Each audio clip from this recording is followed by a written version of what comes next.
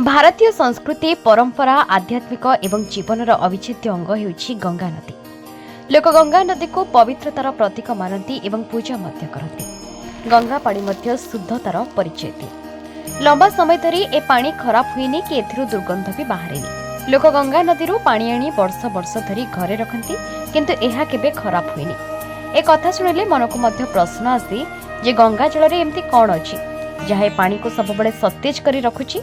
National environmental engineering research institute द्वारा करा जायथिबा एक रिसर्च अनुसार गंगा नदीर पानी थिबा बैक्टीरियोफेज एक विशेष प्रकार भाइरस या पानी रे थिबा हानिकारक बैक्टीरिया को विनाश करथाय।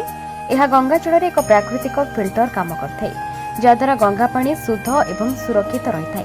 पानी रे ऑक्सीजन रो अधिक मात्रा जोगु एहार गुणवत्ता मध्य लंबा समय धरी रहिथाय। यह पानी को खराब न हेबा एवं दुर्गंध हेबारु बंचे।